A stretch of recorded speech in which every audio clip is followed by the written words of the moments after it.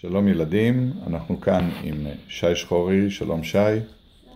אנחנו נעלה היום ליוטיוב את הסרטון התשיעי, שבו שי מדגים פעילויות באוריגמי. זה הסרטון התשיעי של אוריגמי, יש לנו עוד שתי סרטונים ברשת יוטיוב שהם לא של אוריגמי. שהם קשורים יותר לפעלולים ודברים מהסוג הזה.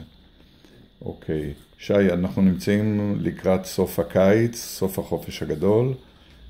האם הפעילויות שאתה מדגים קשורות, מאפשרות לילדים לעשות משהו עם הפעילויות האלה בתקופה הזאת? אם משלמים לכם לשבת סתם בבית במזגן, אז אתם יכולים לעשות אוריגמי, שלא סתם משלמים לכם. האוריגמי שלך היום הוא אוריגמי מסובך? את האמת, זה משהו יחסית קל. זה משקפיים, זה די דומה למשקפי תלת מימד בבתי קולנוע, זה די קל. אז בוא נגיד שזה למתחילים? אוריגמי למתחילים? כן. או של מתקדמים? זה למתחילים, אבל גם המתקדמים יכולים לעשות את זה, כי לא כולם מכירים את זה, ועדיין, אני מאוד מתקדם באוריגמי, ואני עדיין עושה את זה. יפה.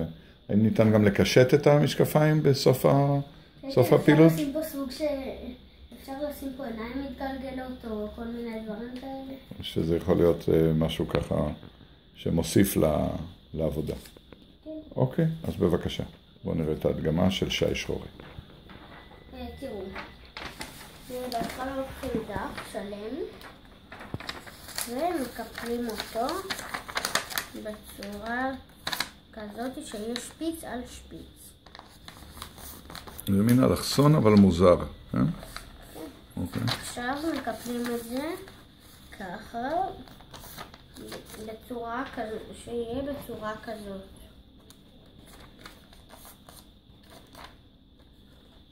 ומחזירים את הכל להתחלה. ועכשיו יש לכם פה קיפול, אז אתם מקפלים ככה. שיתן לכם דבר כזה. ואז מקפלים בצורה כזאת. עוד אחד.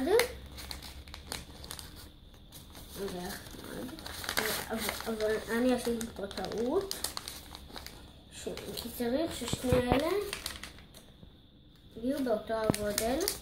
ועושים עוד אחד, ועושים ככה, וככה. והנה יש לכם את המשקפיים. הנה קיבלנו משקפיים בלא הרבה קיפולים, שי. אני חושב היו איזה 10 קיפולים, לא יותר. כן. עכשיו אני התחרטתי, אני רוצה לעשות עוד משהו בסרטון הזה. כן. תראו, זאתי סוג של כוס מאוריגמי. אפשר לשים בה פופקורן למשל, קצת דברים שרוצים, לא יודע, כל מיני דברים. אז הנה, חכו שנייה, נלקח דף. וחזרנו עם דף מרובע, צריך דף בדיוק כזה, מרובע, מקפלים אותו בצורה כזאת. יוצא לכם משהו כזה. משולש. מככה, וקיבלתי לכם. עכשיו עושים, מפה זה מאוד קל, עושים ככה, ועוד אחד, ככה, 2. זה די פשוט גם.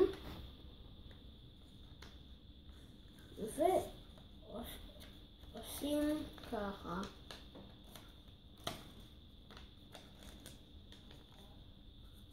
ומקפלים גם כאן. וזהו, זה באמת די פשוט. ואתם יכולים להכניס בפנים מה שבא לכם. נחמד. היום הדגמתי את המשקפיים ואת הכוס. את הכוס. יופי. תודה רבה, שי. אז אנחנו ניפגש בסרטון הבא. כן. להתראות ילדים.